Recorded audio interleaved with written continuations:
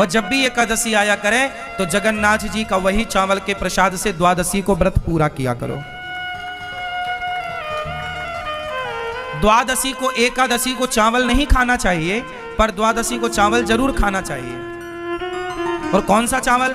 इस धरती में सबसे श्रेष्ठ चावल क्या हो सकता है? जगन्नाथ जी का भात सबसे उत्तम। जगन्नाथ के भात को जगत पसारे हाथ, भगवान जगन्नाथ जी का प्रसाद सबके घर में होना चाहिए।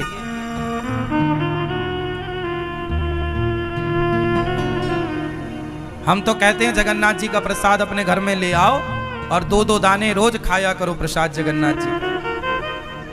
मिलता है ना, आप में से कितने लोग जानते हैं सूखा चावल मिलता जगन्नाथ जी में? हाँ, कभी जाओ तो जगन्नाथ जी से ढेर सारा प्रसाद ले आना, चावल सूखा हुआ। बनाते हैं ना चावल, फिर उसे सुखा लेते हैं धूप में, फिर वो बिकता है। तो दुर्वासा जी द्वादशी के दिन आए। उस समय अम्बरीश ब्राह्मणों को भोजन करा रहे थे और त्रयोदशी लगने वाली थी, मतलब तिथि बदलने वाली थी। अब तिथि बदलने के पहले आपको पारण करना पड़ता है। अब दुर्वासा जी आए तो अम्बरीश जी ने कहा महाराज आप भी पाओ। बोले मैं नहा के आता हूं। तो वो नहाने में जरा लेट हो गए दुर्वासा जी। तो अम्बरीश की तिथि निकली जा रही थी, तो अब साधु भूखा पड़ा है घर में, तो कुछ खा तो सकते नहीं, तो उन्होंने भगवान का चरणामृत पीकर अपने व्रत को पारण कर लिया। व्रत का पारण किससे कर लिया? अम्बरीश जी ने चरणामृत पीकर। अब वो चरणामृत पी रहे थे कि सामने से दुर्वासा जी आ गए। अब दुर्वासा जी बड़े गुस्सैल आदमी संत, क्यों मुझे खिलाए बिना खा गया? जानता नहीं मैं कौन हूं? मैं तुझे, तू बड़ा भक्त बन रहा है, मैं आज तुझे दंडित करूंगा। तूने एक साधु का अपमान किया है, तू जानता नहीं मैं कौन हूं, तूने मुझे खिलाए बिना खा लिया। और दुर्वासा जी से सारा जग डरता था कि बहुत खतरनाक बाबा है। आज बाबा जी का पंगा पड़ गया अम्बरीश जी से, लेकिन अम्बरीश जी तो हाथ जोड़े खड़े हैं, हे महाराज यदि अपराध बना है तो मुझे दंड दीजिए। और अम्बरीश ऐसे भक्त थे कि जब वो अपने हाथ से गेहूं पीसा करते थे तो बगल में भगवान बैठकर उनको हवा किया करते थे अपने पीतांबर से, ऐसे ऐसे। भगवान स्वयं उनके प्रेम में बिक चुके थे। भगवान स्वयं उनके प्रेम में बिक चुके थे। जब जब अम्बरीश भगवान की सेवा करते तो भगवान स्वयं उनकी सेवा करते।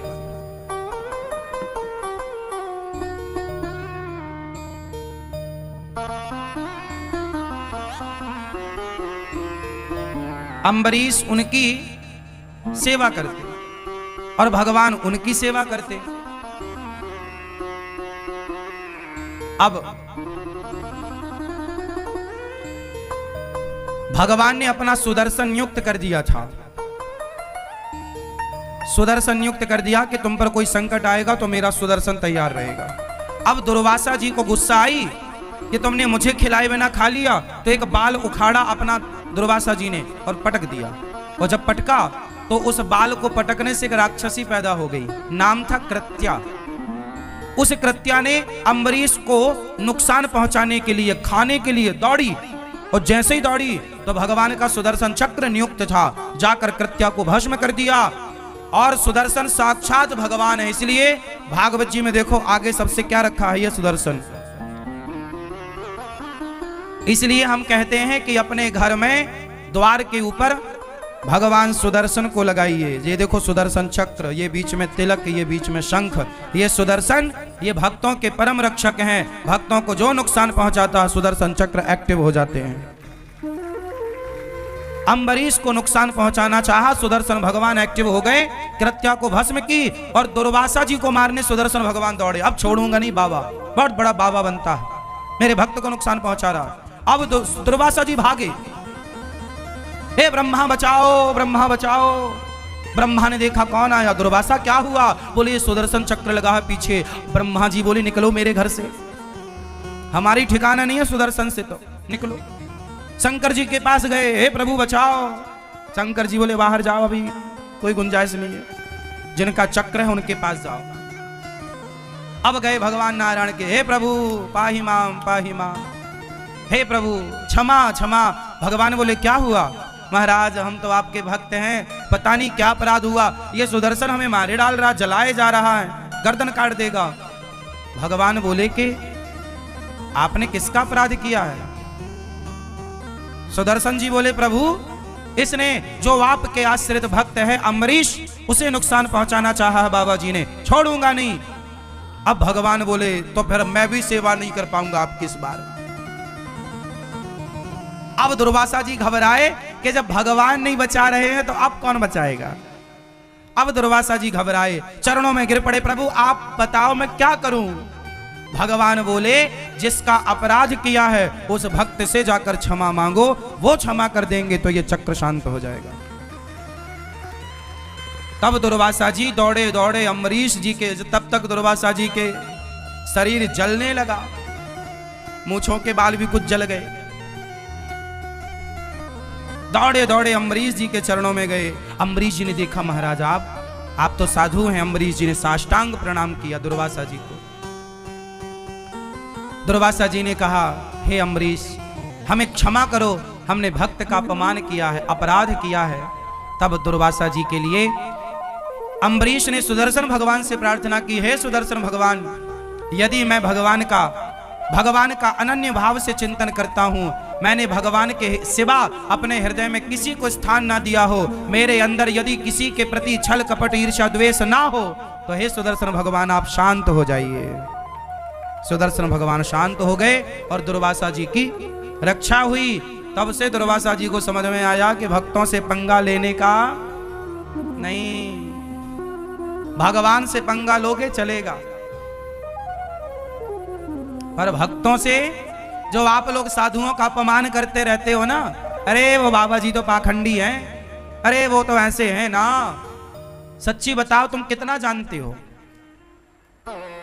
सुनी सुनाई बातें क्यों? और हमें क्या करना कि कोई कैसा है? भगवान है ना न्याय करने के लिए। रावण के साथ न्याय भगवान ने किया ना, उसे दंड मिला ना उसके किए का। द्रौपदी की साड़ी उतारी थी तो दुशासन ने, दंड मिला। ईश्वर के घर देर है अंधेर नहीं है, तुम अपराधी मत बनो। इसलिए कबीरदास जी ने कहा है ना काहू से दोस्ती, ना काहू से, ना तो हमें किसी की निंदा चुगली करना, ना तो हमें किसी की प्रशंसा करना। अच्छा कहना है तो भगवान को और बुरा कहना है तो खुद को। हम बुरे हैं, बुरा जो देखन मैं चला। बुराई करनी है तो खुद की करो, बुराई देखनी है खुद की देखो और अपने को बेहतर बनाओ, अपराध नहीं। और हमारे देश में 99% लोग यही करते हैं दिन भर कि वो ऐसे हैं, वो वैसे, वो पाखंडी। तुम्हारी पड़ोसन रोज वृंदावन आने लग जाए, तुम्हारी पड़ोसन महीने में हर महीने वृंदावन आने लग जाए, माला जपने लग जाए, तुलसी पहनने लग जाए, तो पड़ोसन बोलती है पाखंडन है, बड़ी पाखंड रच रही है। हाँ तो वृंदावन आ रही है, तुलसी पहन रही है, कृष्ण कृष्ण जप रही है, तो तुम पाखंड कह रही हो, है ना? और तुम जो रोज किट्टी पार्टी करती हो, लूडो खेलती हो मोबाइल में, ये सही है? तुम कौन होते हो किसी को पाखंडी कहने वाले? हो सकता है उसका भाव सच्चा हो, वो भगवान से सच्चा प्रेम, और झूठा भी हो तो वृंदावन तो आ रही है, कौन से बियर बार जा रही है, कौन सा क्लब में जा रही है? वृंदावन तो आ रही है। तुलसी की माला ही तो पहन रखा है उसने, कौन सा अपराध कर रखा है? राम राम ही तो बोल रही है, कृष्ण कृष्ण ही तो बोल रही है, राधे राधे तो बोल रही है, क्या गुनाह क्या कर रही है? तुम्हें तो बस बोलना है, मुंह फट हो, कुछ भी बोलना है। भगवान मेंढक बनाएंगे तुम्हें अगले जन्म में, टर टर करती रहना, फिर बहुत टर टर करती हो। कुछ भी क्यों बोलना है?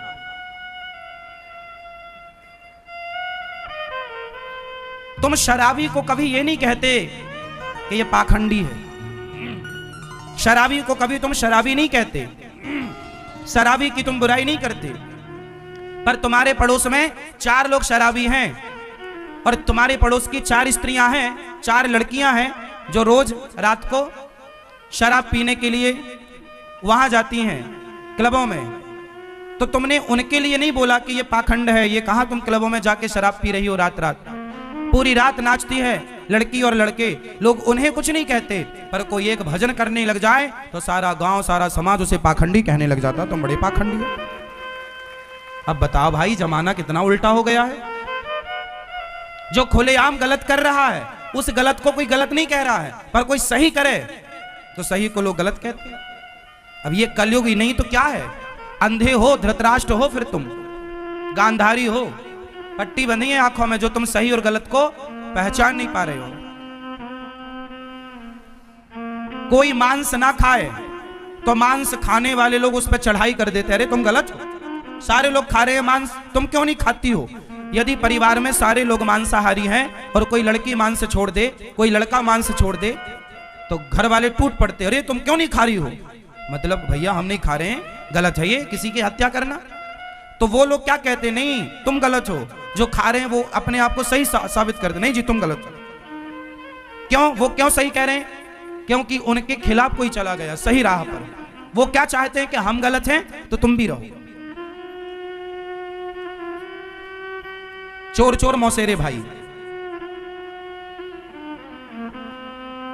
तुम सही क्यों चली गई। दिक्कत लोगों को गलत आदमी से नहीं है, गलत स्त्रियों से दिक्कत नहीं है, भले लोगों से समाज को दिक्कत है। यह बात सही है या गलत है।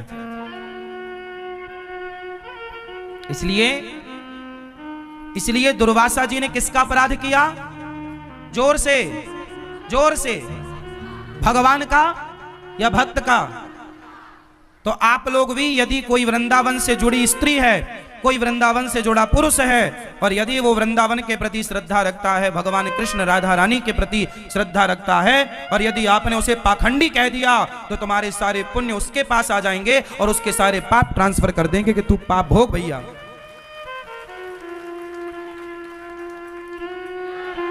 मैं सवाल पूछता हूं आप सबसे मतलब उन लोगों से, आप सबका मतलब है उन लोगों से जो ये शब्द का प्रयोग करते हैं कि तुम पाखंडी हो। भाई क्या पाखंड है। कोई साधु संत बाल बढ़ा लेते हैं, कपड़ा पहन लेते हैं भगवा, तो लोग कहते पाखंडी बाबा है। अरे भाई, भले पाखंड से ही सही वो राम राम तो जप रहा है। दुर्वासा जी का अभिमान समाप्त हुआ, और आज से आपके एक बहुत बड़ी सबक क्या मिली, कथा से क्या सीखा आपने आज। किस अपराध से बचेंगे, किस अपराध से बचेंगे, भक्त के अपराध से। एक पति पत्नी जा रहे थे, तो एक साधु पीछे से आया, बारिश का समय था, सड़क के गड्ढों में पानी भरा था, तो समझ में आता नहीं है कि यहां गड्ढा है कि यहां समतल है, लेवल है। तो एक साधु बढ़िया कीर्तन, संत तो मस्त कीर्तन, श्री कृष्ण गोविंद हरे मुरारी, मस्त चला जा रहा था। अच्छा, वो पति पत्नी इस तरफ से जा रहे थे और वो साधु अपने लाइन से इस तरफ जा रहा था सड़क में। तो साधु बढ़िया नाचता हुआ जा रहा था। तो साधु जब उचका और उचक करके जब गिरा तो उसके पांव गड्ढे में चले गए, और जब गड्ढे में गए तो पानी भरा था, कीचड़ था, और जब पानी में गए तो पानी की कुछ छींटे बूंदें उछटी, और जाके उसके पति पत्नी जो जा रहे थे, तो उस पति के सफेद कलर की शर्ट पहन रखी थी उसने, तो वो कुछ छींटे जा करके उसके शर्ट में गिरे। तो वो आदमी बड़ा गुस्से हुआ, अरे बाबा पागल हो गया है, देख के नहीं चलता। लो भैया, वो आदमी आया और बाबा जी के गाल में जोर का एक थप्पड़ मारा, ले कपड़े गंदे कर दिया, अंधा है क्या। जबकि वो साधु तो अपनी मस्ती में था, उसे कुछ पता ही नहीं। उसने थप्पड़ मार भी दिया तो उसने कोई प्रतिकार नहीं किया, कोई जवाब नहीं दिया, कुछ वो ठीक। उसको लगा वाह विधाता, आज यही मिला खाने को, चलो यही खा के मौज करेंगे। कभी आप बढ़िया मालपुआ खवाते हो, कभी आप चना खवाते हो, कभी गुलाब जामुन खवाते हो, कभी रबड़ी खवा, आज थप्पड़ खवाया, मस्त खुश। संत भगवान का भक्त भगवान की मस्ती में मस्त रहता, जैसे रखे राम जी रहना चाहिए, और सीताराम सीताराम भगवान तेरे फूलों से भी प्यार, थप्पड़ दे रहे हो हम खुश हैं, रबड़ी दे रहे हो हम शिकायत नहीं करेंगे कि तुमने थप्पड़ पड़वा दिए, कोई बात नहीं, जो इच्छा। और आप लोग जरा भी ना आपके प्रतिकूल मिल जाए तो आप रोने लग जाते हैं, हे भगवान तुमने ऐसा क्यों किया। जो दे रहे हैं भगवान, अच्छा हमारे भगवान की ये इच्छा है, आज हम भूखे रहेंगे, ये भगवान की इच्छा है तो भूखे। आज खाना दे रहे हैं तो खाओ, आज ये पहना रहे हैं तो ये पहनो, कल वो पहना रहे हैं वो पहनो, महंगा पहना रहे हैं महंगा सस्ता, जो मिल रहा है सब भगवान की इच्छा मानो कि आज ईश्वर की इच्छा है। कोई आज आपको गाली दे रहा है, चलो कोई बात नहीं, भगवान की आज यही इच्छा, चलो सुन लेते हैं, क्या घटेगा हमारा। संत जी बेचारे कुछ बोले नहीं, लेकिन भगवान तो भगवान है, भगवान गुस्सा हो गए, किसने मेरे भक्तों को एक थप्पड़ मार दिया बताओ। अब वो जैसे ही घर गया, पति पत्नी घर गए,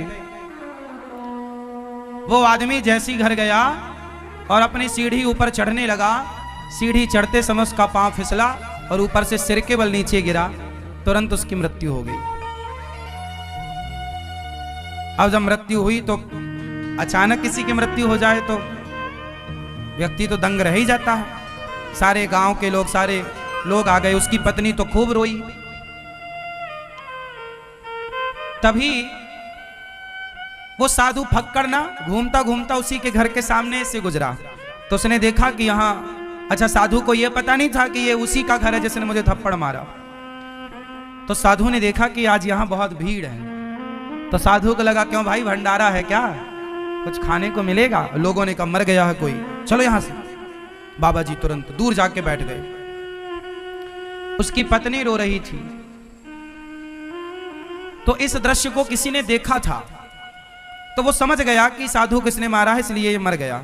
तो उसने उसकी पत्नी से जाकर बोला, सुनो, जिस साधु को तुम्हारी पति ने थप्पड़ मारा था, शायद भगवान रुष्ट हो गए हैं, वही साधु बाहर बैठा है, तुम जाओ साधु के पांव पकड़ लो।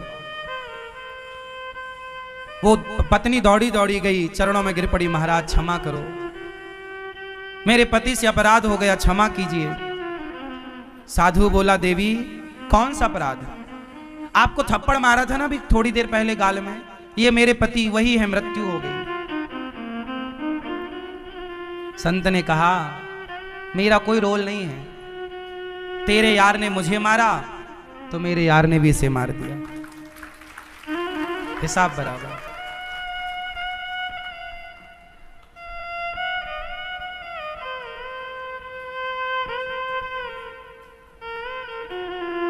भगवान मैं कुछ नहीं कर सकता, मैं थोड़ी भगवान हूं, मैं तो भगवान का दास हूं, ये ईश्वर का विधान है। उसने थप्पड़ मारा तो मैं दुखी नहीं हुआ, और ये मर गया उसका दंड पाकर तो मैं खुश नहीं हूं, ये ईश्वर का विधान है। इसमें मेरा, अब बताओ इसमें उस साधु का कोई हाथ था, साधु का हाथ था नहीं ना। इसका मतलब न्याय करने वाले कौन है, इसलिए जो हो रहा है वो हमारी और आपकी मर्जी नहीं, भगवान की मर्जी है। भी परेशानी हो समझ लेना कि ईश्वर की परीक्षा है और आपको इस परीक्षा में पास होना। जैसे सदन कसाई के हाथ कट गए पर वो भगवान के लिए चलते रहे, कितना भी संकट कितनी भी मुसीबत हो ईश्वर के लिए आगे बढ़ते रहिए, अंत में आपकी विजय हो जाएगी। एक दूसरी घटना में आपको बताऊं, हमारे भारत में एक संत हुए हैं जिनका नाम है संत रैदास। कौन? रैदास जी। संत रैदास जी रामानंदाचार्य जी के 12 शिष्यों में एक शिष्य हुए हैं, श्री रैदास जी महाराज। रैदास जी जाति से मोची हैं, जूता सिलना उनका पैतृक काम है। कहते हैं कि जब रैदास जी का जन्म हुआ तो इन्होंने अपनी माता का दूध नहीं पिया, तो गांव में हल्ला हो गया कि भाई बच्चा पैदा हुआ है, दूध नहीं पिएगा तो मर जाएगा। तो गांव के लोगों ने कहा कि क्या करें। तब ये बात रामानंदाचार्य जी के पास पहुंची कि गांव में कोई बच्चा हुआ है पर वो दूध नहीं पीता और ना रो रहा है, टुकुर टुकुर देख रहा है, टुकुर टुकुर। तो रामानंदाचार्य जी को लगा कि चलो भाई इस बच्चे का मैं भी दर्शन कराऊं। तो रामानंदाचार्य जी को देख करके जैसे ही रामानंदाचार्य जी गए तो उनको देख करके रैदास जी मुस्कुराए, और जब मुस्कुराए तो रामानंदाचार्य जी समझ गए कि ये मंत्र लेना चाहता। सोचिए, एक दिन के थे रैदास जी, तब इन्होंने जन्म के एक दिन, आज ही जन्म हुआ और आज ही इन्होंने गुरु मंत्र ले लिया। और आप में से कुछ लोग हैं जो 80 साल के होने पर भी गुरु मंत्र, लोगों को लगता क्या जरूरत है, क्या जरूरत। कुछ लोग कहते हैं अपन तो खुद गुरु हैं, क्या जरूरत है। अरे जब तक गुरु नहीं होते तब तक भीतर का गुरूर नहीं मिटता, और जब तक भीतर का गुरूर नहीं मिटेगा, गुरूर मीन्स अभिमान, जब तक भीतर का गुरूर नहीं मिटेगा तब तक सचमुच गुरु का दर्शन हो ही नहीं सकता। आजकल लोगों को गुरु क्यों नहीं मिल रहे हैं? क्योंकि भीतर गुरूर है। गुरूर किस बात का तो हम तो खुद जानते, हमें तो खुद आता है। अभिमान नहीं मिटेगा तो गुरु कैसे मिलेगा? रैदास जी जब एक दिन के थे, जन्म लिया, उसी दिन उन्होंने गुरु मंत्र ले लिया। और रामानंदाचार्य जी ने जब गुरु मंत्र दे दिया, संस्कार कर दिए, तब जाके रैदास जी ने अपनी माता का दूध पिया। तब रैदास जी ने क्या किया? अपनी माता का तब दूध पिया। सोचिए, पैदा होके पड़े हैं, दूध नहीं पी रहे हैं, टुकुर टुकुर देख रहे हैं ना, रो रहे हैं। गुरु मंत्र मिला, फिर मां का दूध पिया। और वही रैदास जी जब थोड़ा बड़े हुए, उनके पिताजी ने उनका विवाह कर दिया और उन्हें दुकान दे दी कि जूता की दुकान अब तुम संभालो, जूता सिलो, बेचो, पैसे लाओ, हम माँ बाप को खिलाओ पिलाओ।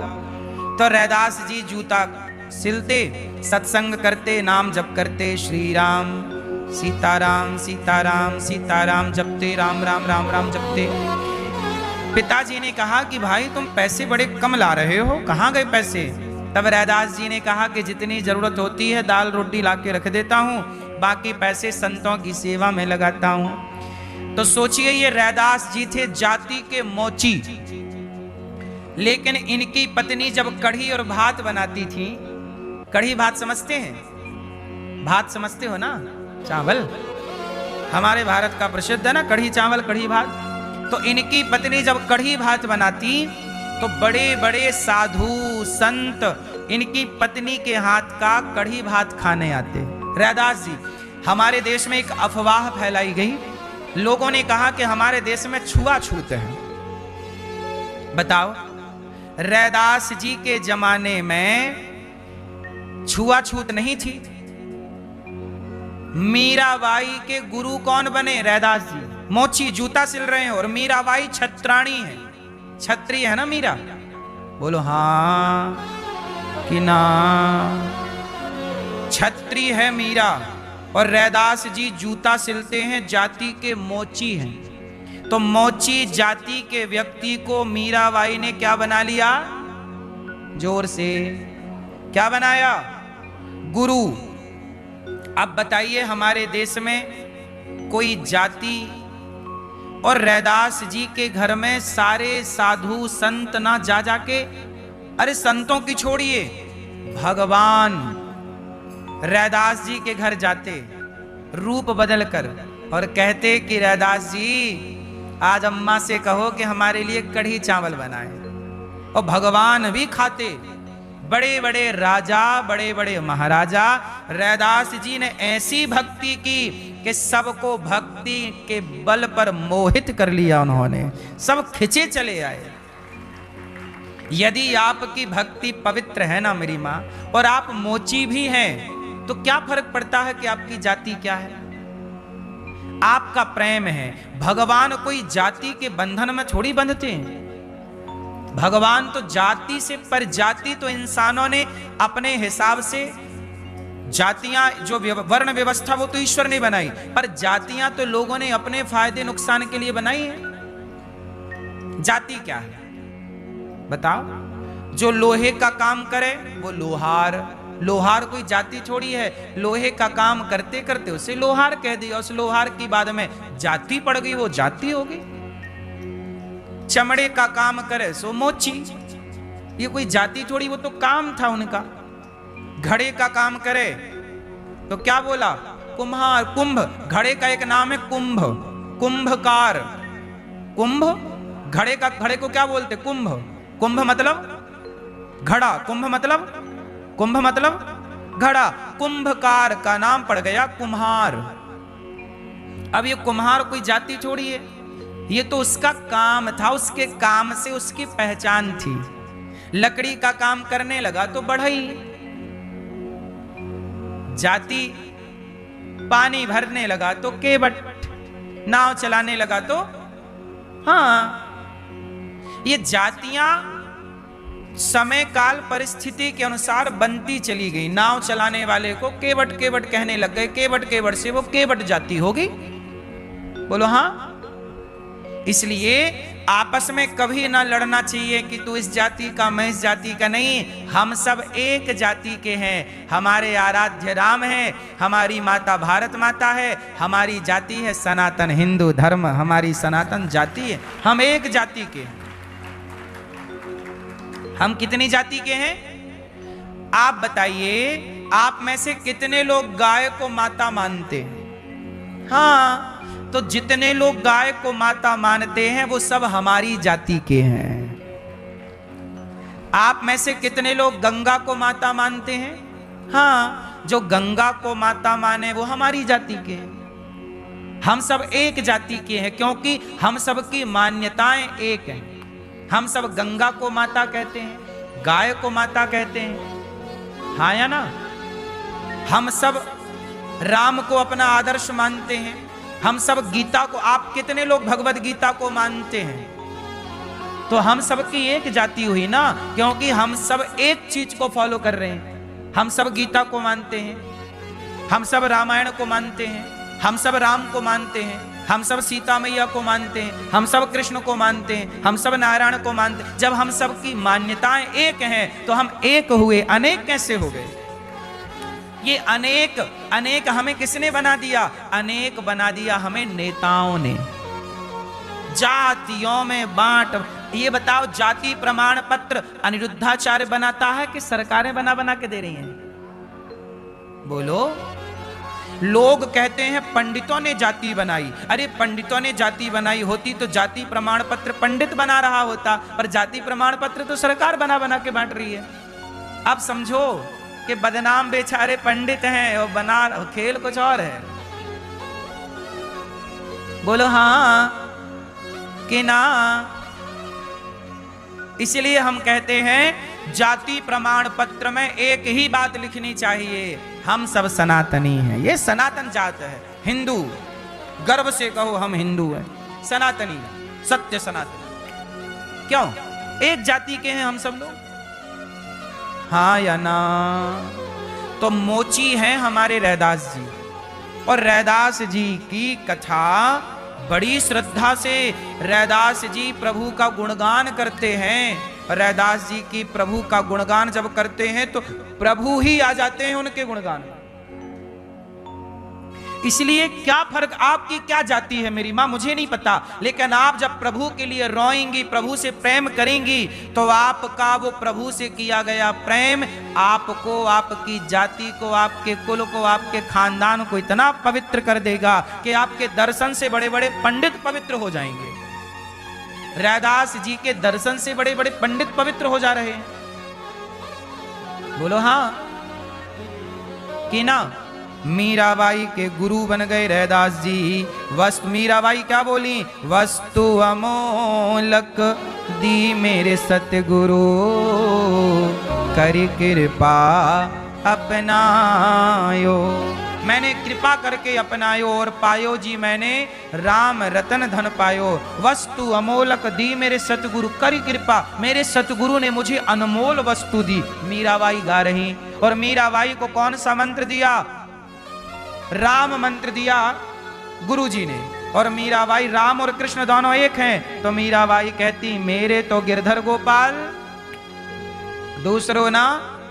ये मीरा, सोचिए रैदास जी की चेली ऐसी है। रैदास जी की चेली कौन?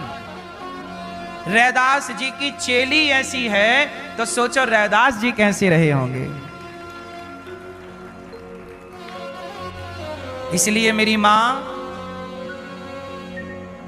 जातियां जो आज लड़ने के लिए कुछ लोग जातियों का यूज कर रहे हैं आपस में लड़ा, इसलिए मैं कहता हूं कि आप सब, हम सब एक हैं, सनातनी एक हैं। और रैदास जी, एक दिन क्या हुआ, रैदास जी जूता सिल रहे थे, तभी भगवान आए साधु बनकर और पारस मणि लेकर आए।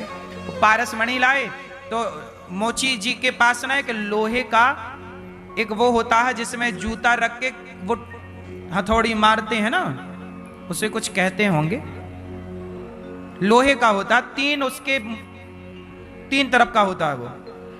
तो एक संत जी आए और पारस मणि लेकर आए, पारस मणि लाए और रैदास जी से कहा, रैदास जी आप संतों की सेवा करते हो। अच्छा, रैदास जी संतों की सेवा तो करते, पर रैदास जी के पास पैसे नहीं थे, जितना पैसा होता उतनी सेवा करते।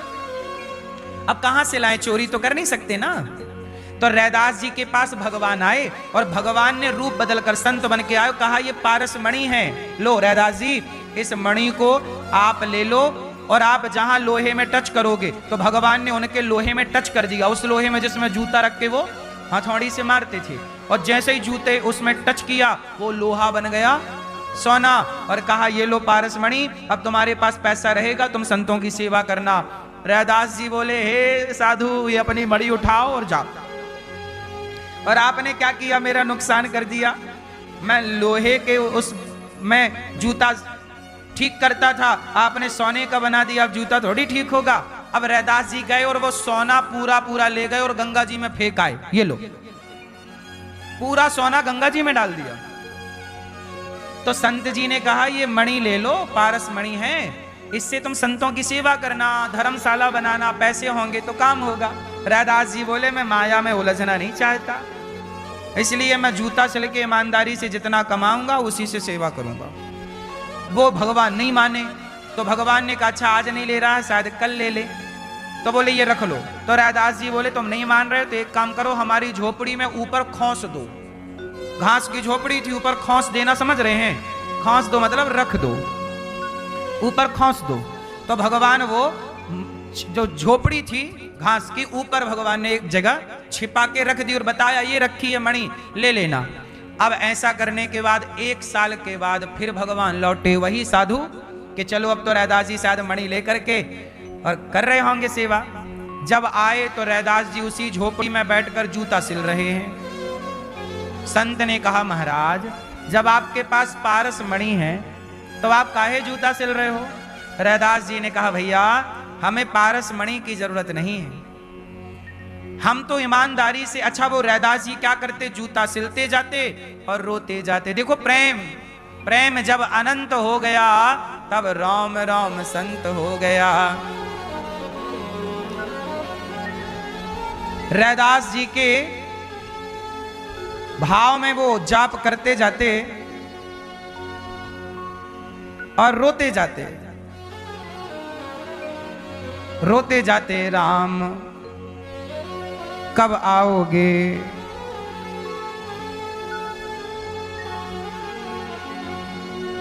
अब रोते जाते रैदास जी, और रैदास जी कहते जाते प्रभु कब आओगे, प्रभु कब आओगे। तो इस तरह रैदास जी अब कैसे छूटे राम राम रट लागी, प्रभु जी तुम चंदन हम पानी, प्रभु जी तुम चंदन हम पानी, प्रभु जी तुम चंदन हम पानी, प्रभु जी तुम चंदन हम पानी, प्रभु जी तुम चंदन हम पानी, प्रभु जी तुम चंदन हम पानी। जाकी अंग अंग में वासी, जाकी अंग अंग में वासी, अंग अंग समानी, प्रभु जी हम तुम चंदन हम पानी, प्रभु जी तुम चंदन हम पानी। ठीक है, ये पद रैदास जी का है। प्रभु जी तुम चंदन हम पानी, प्रभु जी तुम चंदन हम पानी, जाकी अंग अंग बास समानी।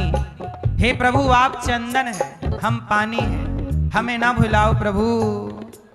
हे श्याम सुंदर हे रघुनंदन, हाँ प्रभु जी तुम घन बन हम हैं मोरा, प्रभु जी तुम घन बन हम हैं मोरा।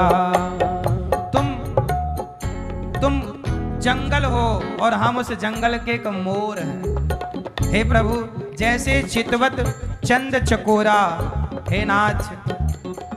हाँ प्रभु जी तुम दीपक हो हम बाती, प्रभु जी तुम दीपक हो हम बाती, प्रभु जी तुम दीपक हो हम बाती, प्रभु जी तुम दीपक हो हम बाती, प्रभु जी तुम मोती हो हम धागा, प्रभु जी तुम मोती हो हम धागा, प्रभु जी तुम स्वामी हो हम दासा, प्रभु जी तुम स्वामी हो हम दासा, प्रभु जी तुम स्वामी हो हम दासा, प्रभु जी तुम स्वामी हो हम दासा।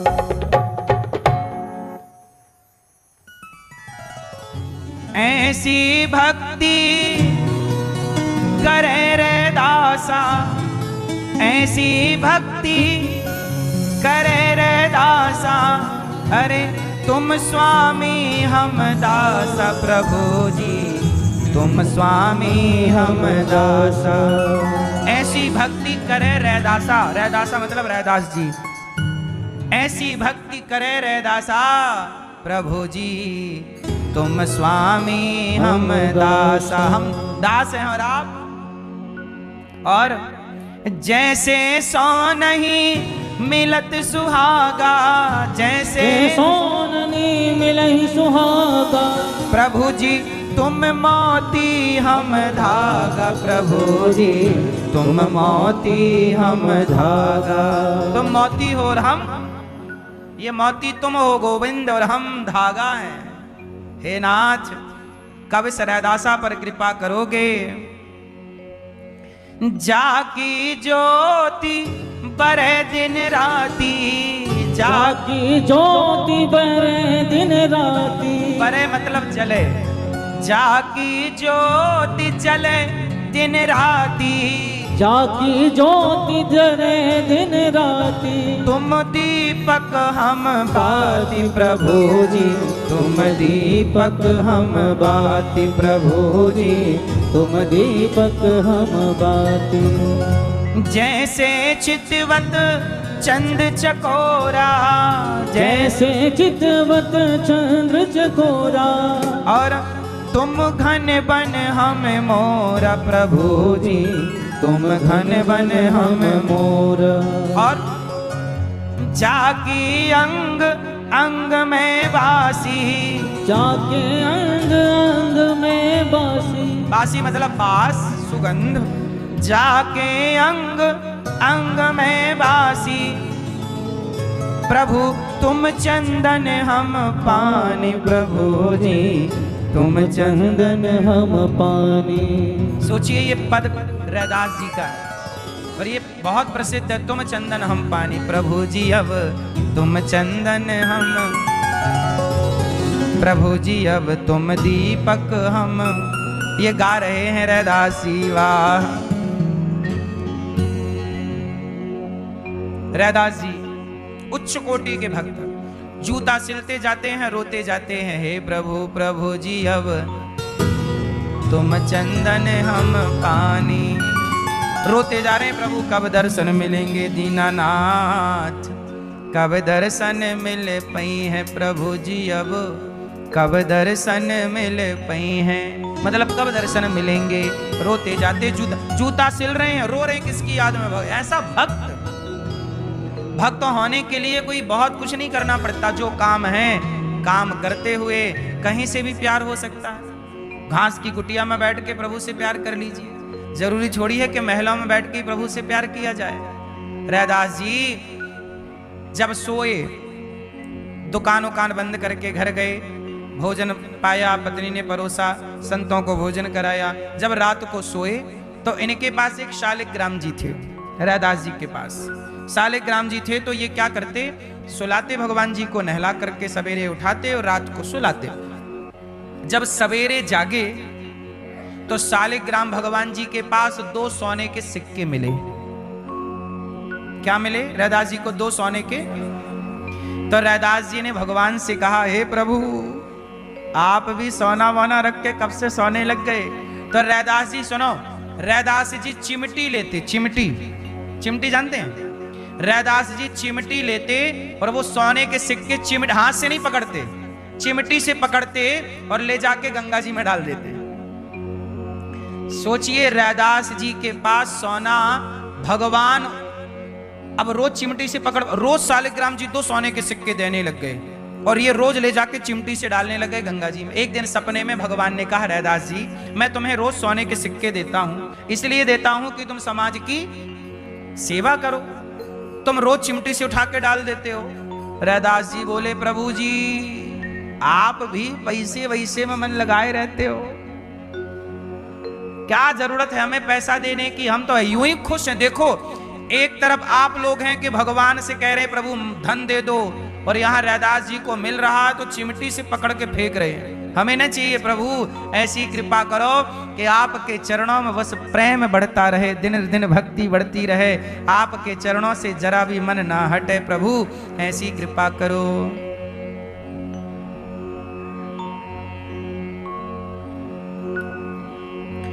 इस तरह भगवान ने आज्ञा दी। रैदास जी को सपने में कड़े शब्दों में कहा कि रैदास जी सुनो, मैं जो पैसा दे रहा हूं वो आपके लिए नहीं है, आपके पास संत लोग आते हैं पर आप अपनी सामर्थ्य से सेवा करते हो। मैं चाहता हूं कि आप संतों के लिए धर्मशाला बनवाएं और भोजन की व्यवस्था कराएं, अन्य क्षेत्र चलाएं कि आपके द्वार से कभी कोई साधु, कोई संत, कोई भक्त भूखा ना जाए, और मैं आपको नहीं दे रहा हूं, आप इस पैसे से करो।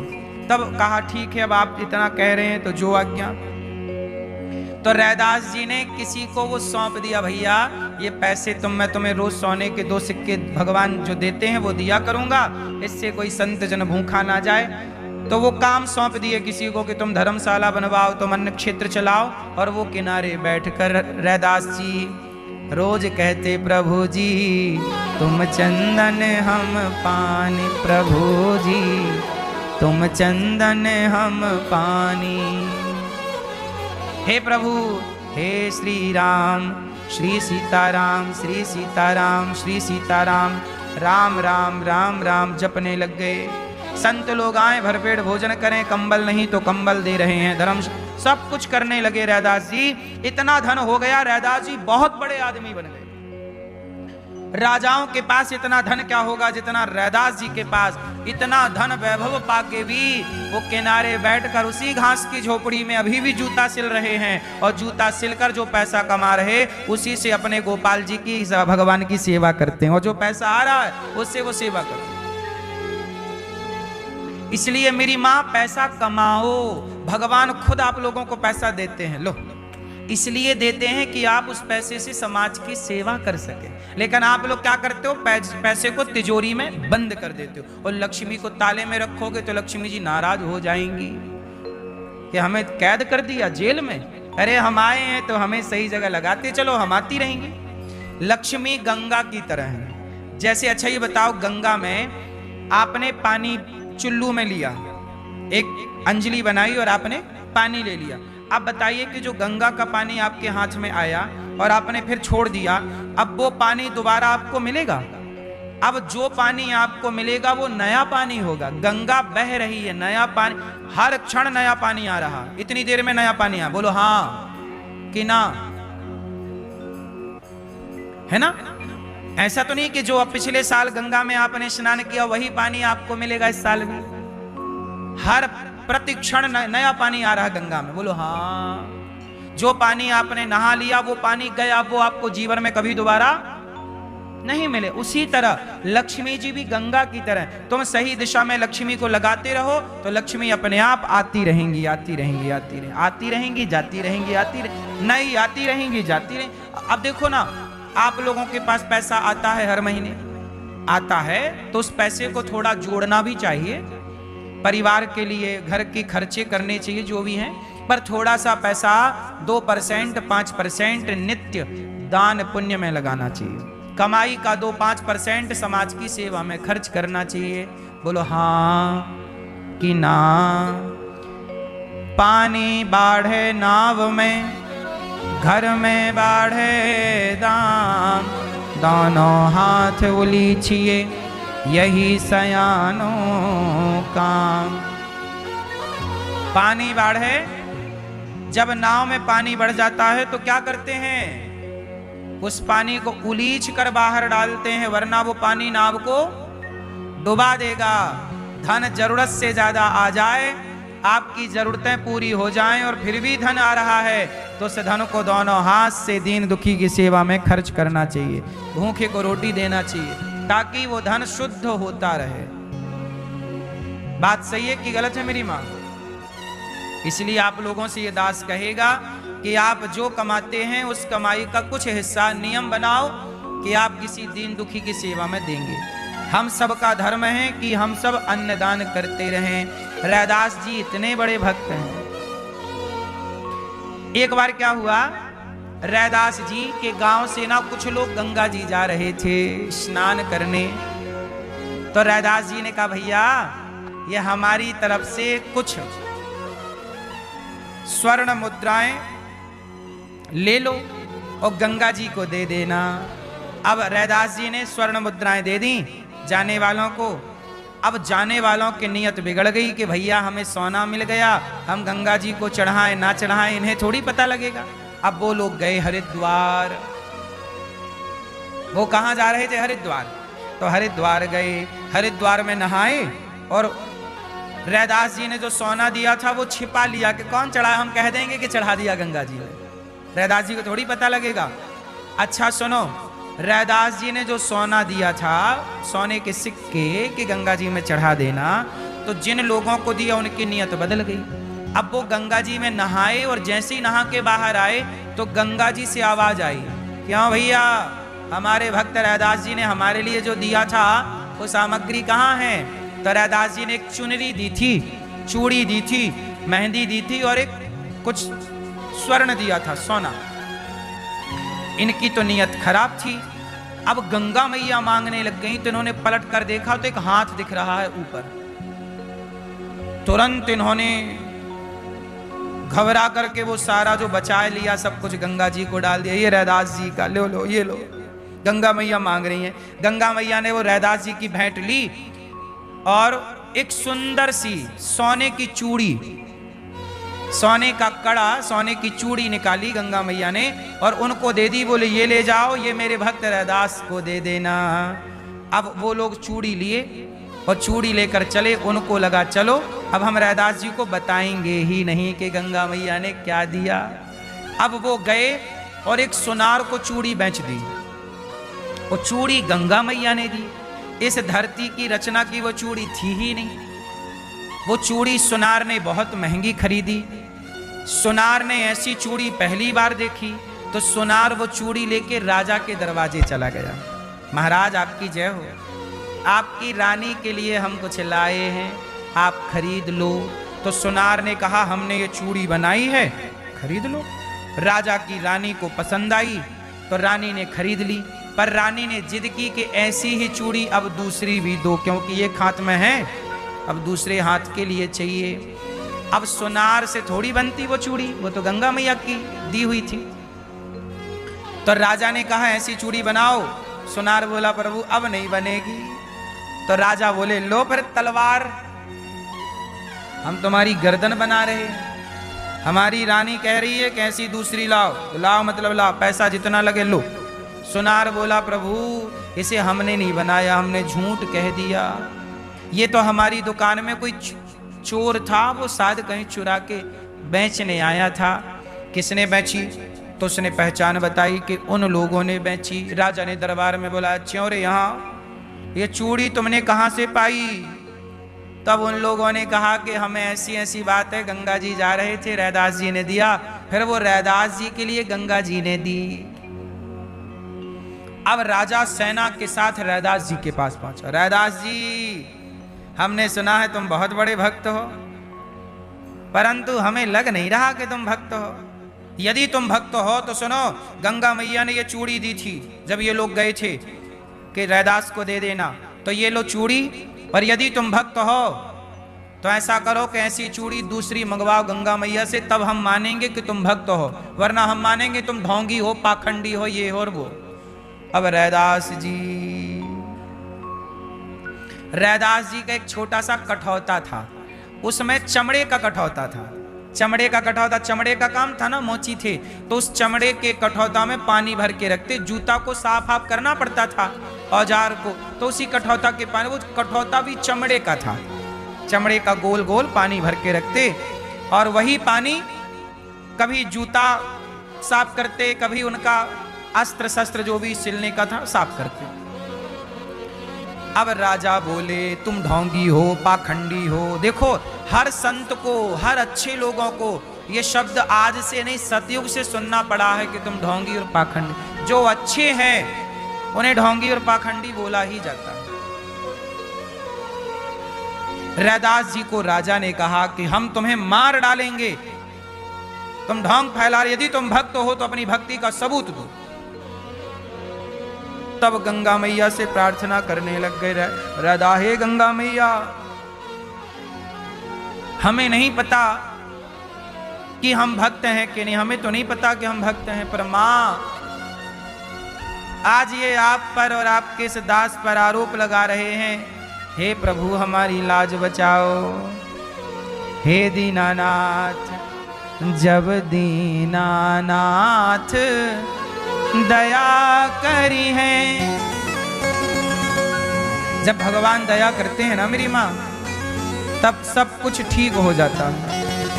हाँ, जब दीनानाथ दया करी है, जब दीनानाथ दया करी है, जब दीनानाथ का, यदि नाथ का नाम दयानिधि है, तो दया भी करेंगे कभी ना कभी। यदि नाथ का नाम दयानिधि है, तो दया भी करेंगे कभी ना कभी। यदि नाथ का नाम दयानिधि है, तो दया भी करेंगे कभी न कभी। यदि नाथ का नाम दयानिधि है, तो दया भी करेंगे कभी न कभी। दुख हारी हरि दुखिया जन के, दुख हारी दुखिया जन के, दुख हारी हरि दुखिया जन के, दुख हारी हरि दुखिया जन के। दुख क्लेश हरेंगे कभी न कभी, दुख क्लेश हरेंगे कभी न कभी।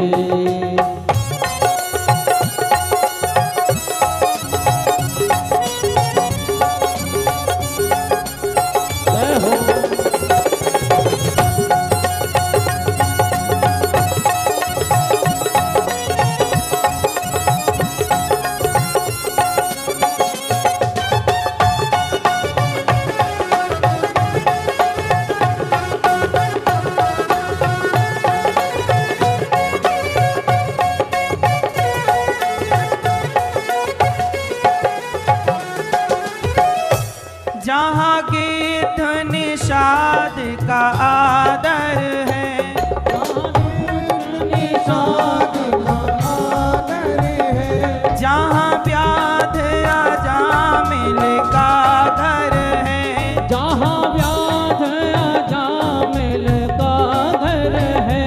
क्या कह रहे हैं भक्त रैदास जी?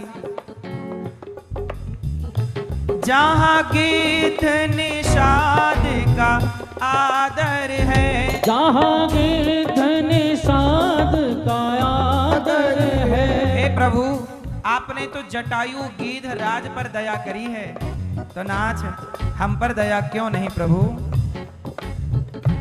जहाँ गिद्ध निषाद का, निषाद राज को गले लगाया है ना राम ने। जहाँ गिद्ध निषाद का आदर है। जहाँ